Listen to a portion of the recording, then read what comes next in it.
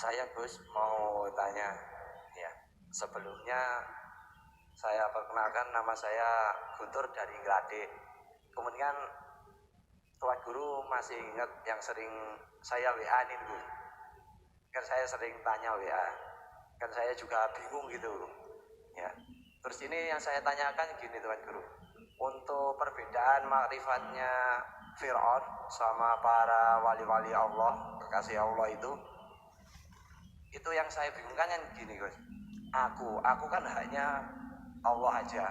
Sedangkan kalau saya pikir Fir'aun itu akunya dia itu, kalau secara syariat kan ada akunya Fir'aun. Tapi kalau saya melihat secara mata batin itu Fir'aunnya itu nggak ada. Yang saya pikirkan itu semua kan afalnya Allah.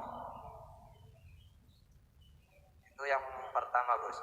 Terus pertanyaan yang kedua,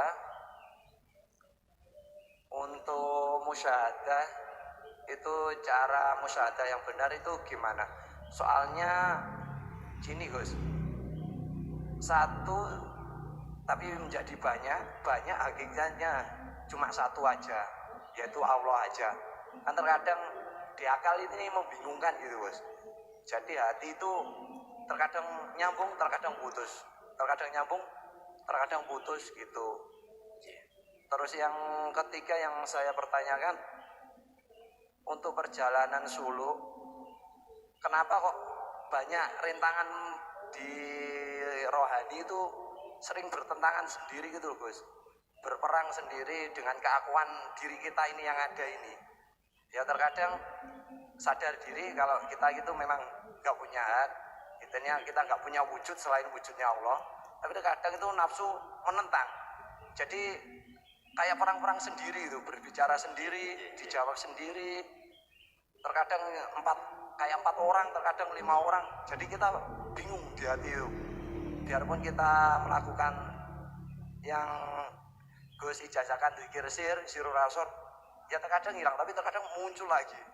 Jadi setiap hari itu berperang dengan keakuan diri, nggak pernah lepas gitu Gus. Ya mohon sampun niku mawon cekap, mohon arahan. Matur suwun. Assalamualaikum warahmatullahi wabarakatuh. Waalaikumsalam warahmatullahi wabarakatuh. Ana rabbukumul a'la. Kalimah ini tertulis diabadikan di dalam Al-Quran. Ana, saya, iku rabbukumul a'la, Tuhanmu yang lebih mulia. Ini kita melihat dari kacamata syariat, jelas itu ucapannya Fir'aun. Kacamata syariat. Tinggal pertanyaannya yang membedakan dengan ucapan para kekasih Allah itu ruhaniyahnya. Yang menjadi pertanyaan ketika Fir'aun mengatakan ana rabbukumul a'la, ruhaniyahnya itu duduk di takholli apa di tajalli? Jikalau di takholli, ketika beliau mengatakan itu, ya, dalam dirinya melihat hambanya akunya makhluk. Apa resikonya kalau seperti itu? Dijawab di dalam surah Al-Anbiya ayat 29. Barang siapa yang berani mengatakan aku Allah, hukumnya syirik. Al-Anbiya 29.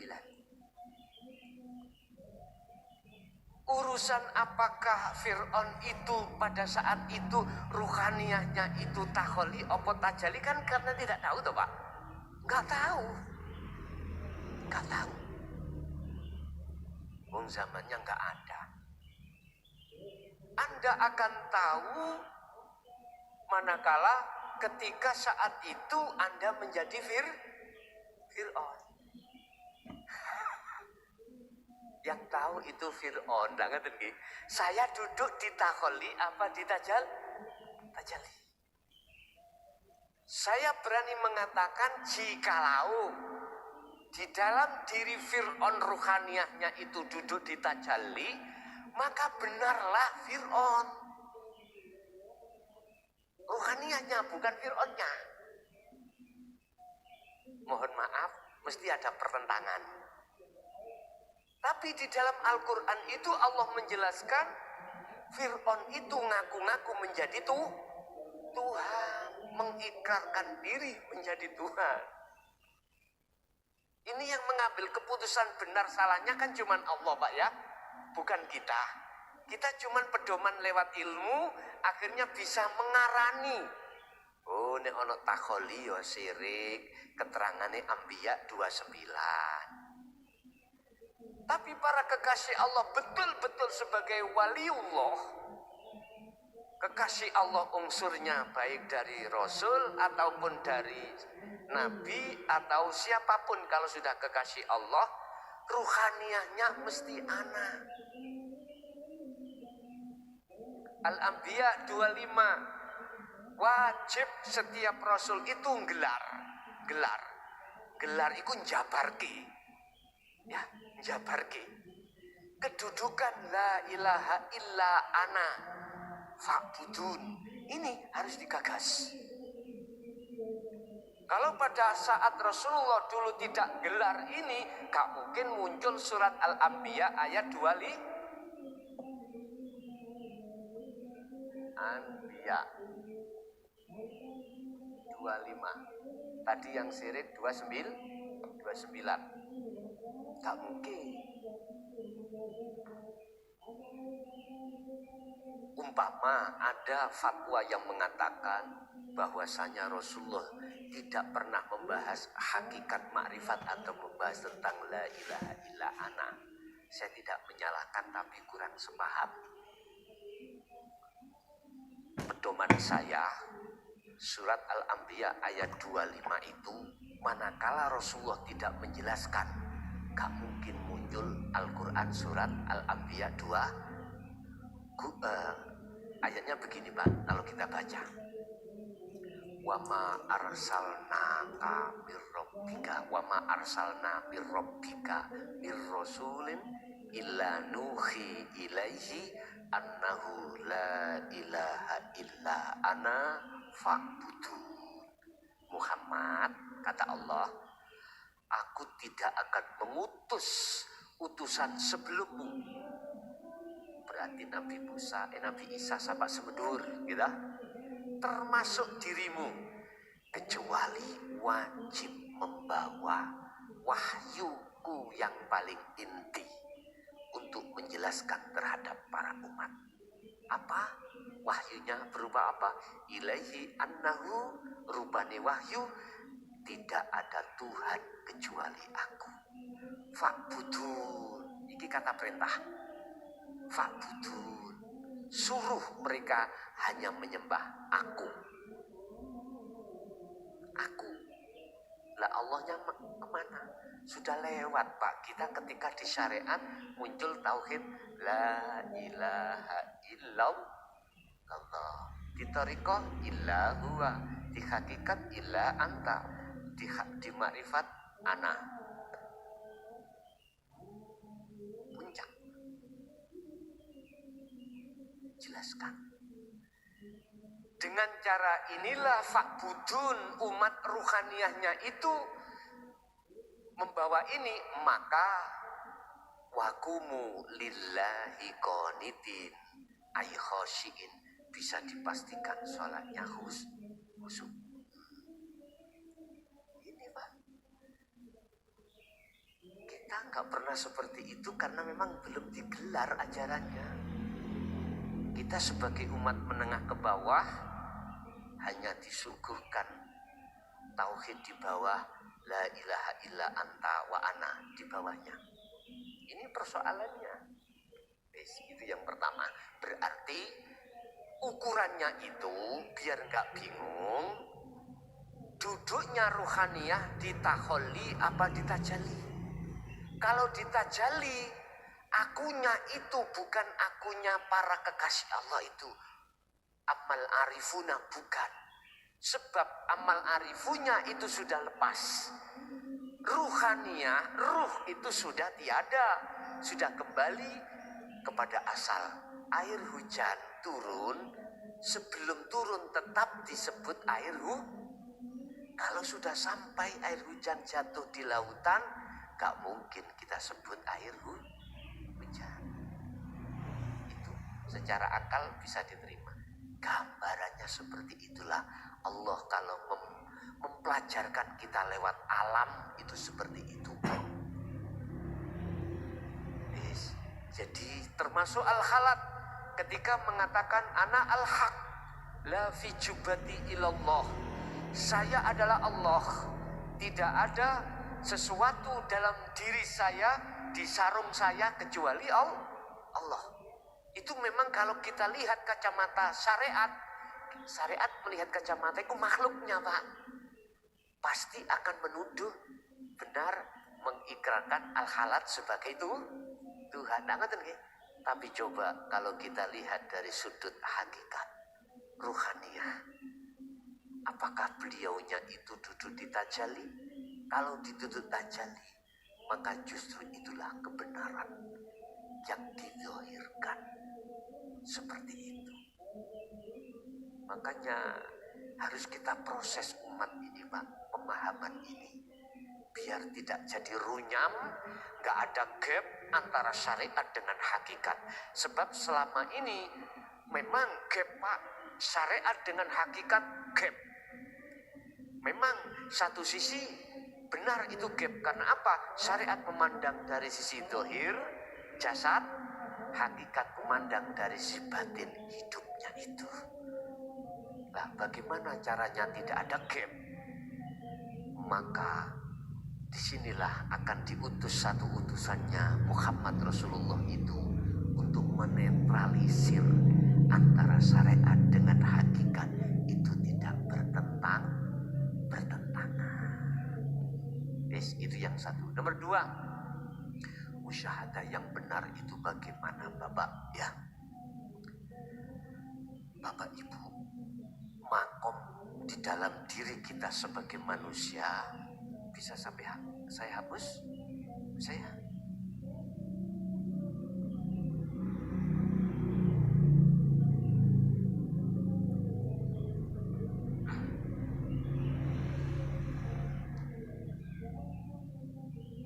muhadharah,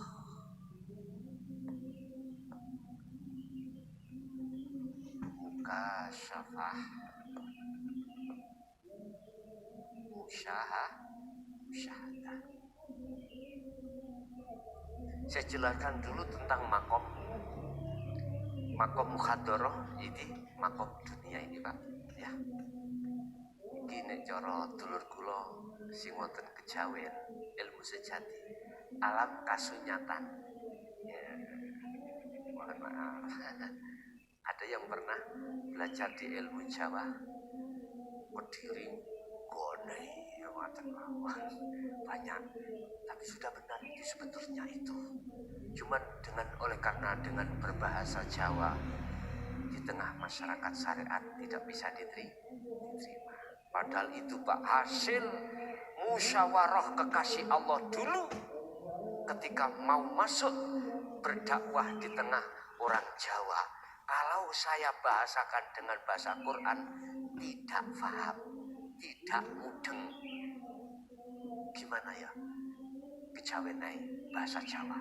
Akhirnya muncullah namanya ilmu sejati. Kiainya disebut Romo, khusus membetulkan ruhaniyah. Jasmaniyah tidak. Muhadharah ini adalah alam kasunyatan.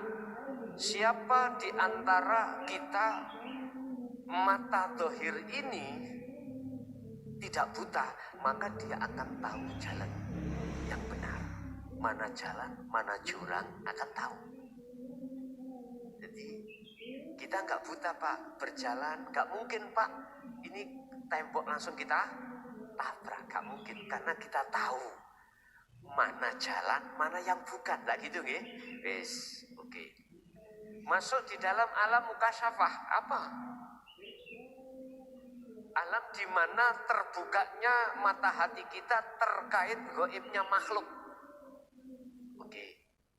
Mohon maaf, turun sedikit, ada yang carry, muhadharah. Siapa yang mata dohirnya ini tertutup atau buta, maka aku yakin tidak bisa membedakan mana jalan, mana jurang. God, gak mungkin. Paham ya? Oke. Mukasyafah ini juga di dalam alam mukasyafah, makom mukasyafah ini terbagi menjadi dua. Ada kasyaf maknawi,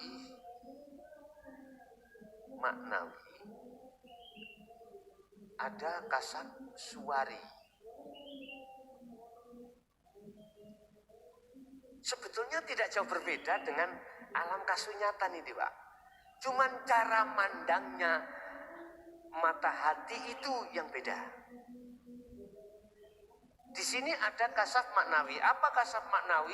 Kasaf di mana ruhaniyah sampean tidak melihat nurullah yang berupa cahaya, yang berupa makhluk, pokoknya makhluk semuanya. Di dalamnya ada beberapa makhluk. Alam gaib Pak niki. Malakut alamnya di situ berarti para malaikat. Malaikat ini makhluk bukan? Makhluk. Di dalam diri malaikat ada hidup enggak? Ada. Mereka yang basirohnya itu sudah buka, dia tidak akan melihat makhluknya yang berupa malak, tapi melihat hidupnya yaitu Allah Subhanahu wa ta'ala yang berperan. Contoh, malaikat Israel kita kenal sebagai pencabut nyawa. Oke, tanpa Allah bisa? Tidak bisa. Mereka yang ruhaniyahnya, basirohnya sudah buka terkait terhadap Allah, dia pasti akan melihat hidupnya, melihat Allahnya yang berperan, bukan makhluknya yang disebut Israel. Iki maknawi. Lasin yang suwari bagaimana? Kebalikannya. Basiroh kita melihat terhadap makhluk nyawa, baik di dalam alam malakut, jabarut, lahut. Di dalam alam itu ada alamnya begebluk Pak ya, ada alamnya lahut, alam kekasih-kekasih Allah, ada surga, ada neraka, alam barzah dan lain sebagainya. Anda itu bisa jadi ketika solo itu dihampir ke Allah temeriku. Kita kalau masih masuk di dalam suwari, tandanya ruhaniyah kita tidak bisa melihat Allah. Sama dengan kita di muhadharah melihat makhluknya air. Sama sebetulnya, cuman matanya yang berbeda untuk melihat. Basiroh kita melihat cahayanya. Kadang-kadang kita yang solo Pak, bertemu cahaya merah, hijau, biru, kuning, macam-macam. Apa itu? Nah gitu ya. Pelaku-pelaku saudara kita di Toriko dengan dzikir sir itu cenderung kita dihadapkan Allah dunia mukasyafah. Tempatnya karomah, tempatnya kesakten, tempatnya kejadukan. Di situ perlu Pak. Kalau kita hanya ingin umpama pingin kaya, gak usah ke musyahadah, cukup ke muka sama, gak perlu ilmu hakikat, gak perlu. Jadi dengan cukup punya aurat sampai terus apa fungsinya aurat itu, mlebu nang khodam apa terserah. Nekakno cahaya dari lampu ini malaikat, apa cahaya dari geni berarti teko jin. Podo karo ini Pak, saya mencari ayam saya yang hilang. Masuk ayam itu dalam ruangan gelap. Saya pakai lampu senter dan di padang kelihatan Oke, kita bawa oncor ini. Api munculkan cahaya juga kelihatan. Artinya kita mencari sesuatu yang lembut bisa berunsur khodam malak, bisa berunsur dari kita jin sangket. Podo-podo metu cahaya nih. Cuman bedane nek oncor keterak angin mate. Bedane lak ngoten kok. Bedane kok ngono. Ane sentolok senter keterak angin ya mboten mati. Cuman nek mati iku kentekan badan. Waduh, nek oncor malah luru, keterak angin mati, gas entek, mate. Ngono. Pun. Ane senter keterak angin enggak apa-apa, cuman matinya kalau kehabisan baterai. Angen-angen dewi. Yes. Kita pelaku sisalik ya, seringkali mengalami beberapa hal di alam kasyaf. Dan kita kadang-kadang tertipu oleh iblis, Pak. Tertipu. Jangankan kita. Siapa? Syekh Abdul Qadir Jailani, ya dah? Itu aja hampir saja tertipu. Iblis mengatakan, ana rabbuka, aku Tuhanmu. Lah kata dah. Beliaunya berhubung. Masuknya itu di maknawi. Gak akan pernah tertipu. Ini bisa dengan buktikan. Ya. Dengan dari unsur thariqah manapun terserah. Ketika jenengan Solo kok membawa dinul haq dikir sirul asrar. Fungsinya sirul asrar tadi ke su'aul basirah wa ainul basirah wa haqul basirah. Ketika jenengan ini didatangi makhluk rupa cahaya apa wae, apakah berupa alam sing alam itu padang, nggak ada siapa-siapa, rasanya dingin, padangnya yang nggak panas, nggak ada cahaya, padang. Coba ruhannya sampai tembus dong yang urip, seketika itu langsung hilang. Apakah berupa, mohon maaf, semua makhluk di alam lahut, para kekasih Allah, misalkan, langsung nggak ada. Ketika detik-detik Anda tidak ada, semua yang ditampilkan itu awal kita masuk di musyahadah. Berarti ruhannya itu sudah lebur, hanya Allah yang berlaku. Itulah kul huwallahu ahad. Laksanakan. Huwa itu siapa? Yang disebut syariat iku Allah, iku ahad. Jalankan. Kul bahasa perintah Pak ya. Ada yang menafsirkan kul katakan, ucapan. Kul katakan bisa diartikan jabarno Muhammad nang umat. Kul katakan maksudnya lakonono. Biar betul-betul Anda bisa menyatakan bahwasanya Allah itu ahad, itu bagaimana. Ketika saat jenengan iki sudah ditaruh musyahadah, ini tandanya la yarawna li anfusihim syai'an. Pertama, dirimu, apa yang muncul pada dirimu dan makhluk lainnya, la yarawna li anfusihim syai'an.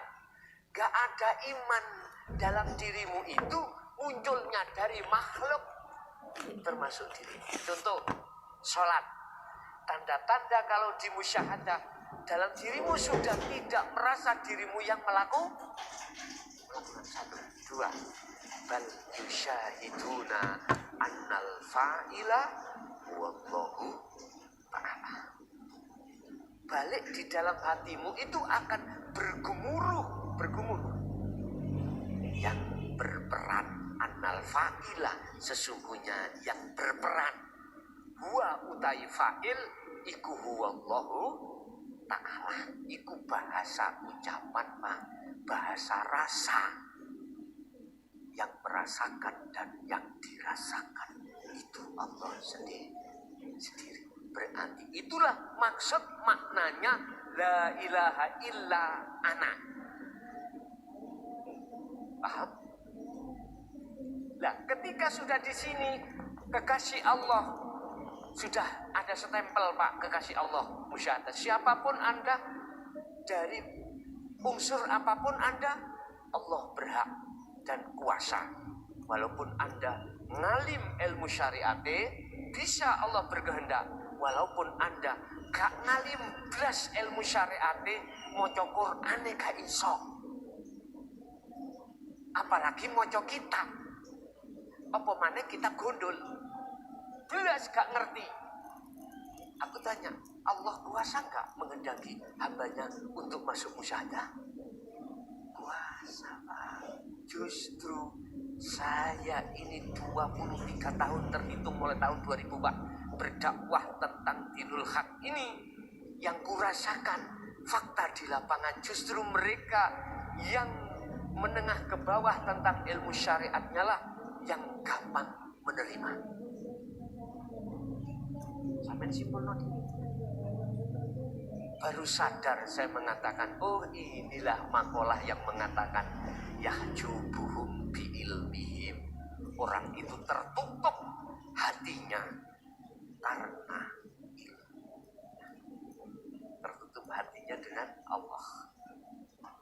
Akhirnya itulah yang dimaksud surat Al-Baqarah, sawaun alaihim a'anzartahum am lam tundirhum la gak percaya. Karena apa? Memakai akal, tidak memakai iman. Menerima ayat itu tidak dengan iman tapi dengan akal. Akhirnya apa? Khotama, munci, nutup sapa Allah, Gusti Allah ala qulubihim inatasi piro-piro atine mereka tadi. Nah, ketika saat sudah ditempel di musyahadah, di sinilah Pak akan terjadi pembagian makom. Pertama, musyahadatul fana. Kedua, musyahadatul kamil. Ketiga, musyahadatul baqo.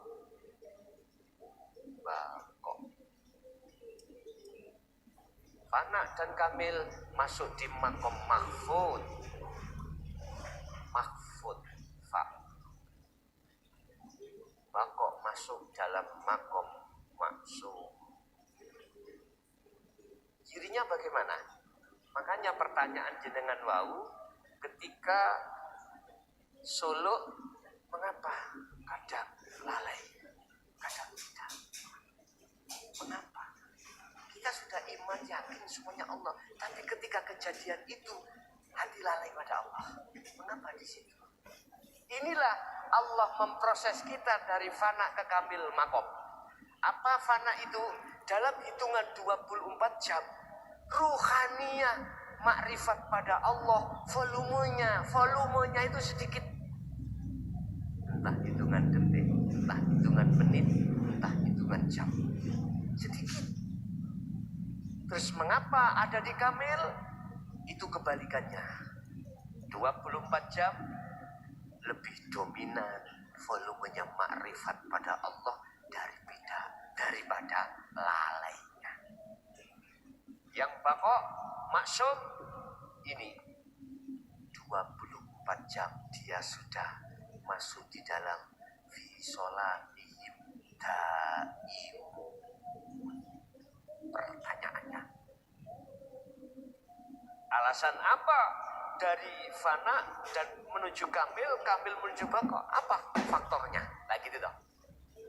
Secara keilmuan, karena seringnya ruhaniyah jenengan ini berzikir. Paham? Tapi Allah jawab, tidak dari faktor dikirmu, tetapi karena rahmatku. Artinya Bapak, ketika jenengan iku berzikir, ben supaya gak ngakoni kalau kita yang ada rasa, ada iman yang memperjalankan dirimu untuk berzikir. Jikalau tidak ada yang memperjalankan, kau tidak akan bisa berjalan. Ruh, ingatlah, kau berjalan untuk menuju dan bertemu aku dengan syarat dua, fal yakmal amalan solihan dan wala yusyrik bi ibadati rabbi ahada. Itu karena kehendakku, karena aku yang memperjalankan. Artinya si sadik supaya lekas melepas keakuan dirinya yang melakukan. Jadi ketika suluk, mengapa sering kita ingkar, sering lupa? Karena kita masih ada di fana, atau kita masih ada di kamil.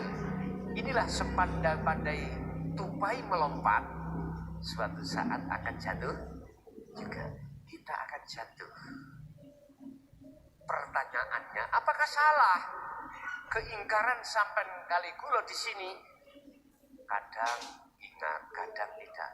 Tidak salah. Itulah maksudnya Allah memproses rohaniah kita supaya bisa kebakok. Kalau kebakok sudah tidak bisa dihukumi. Tidak ada satu detik pun rohaniah ini, baik tidurnya maupun terjaganya dia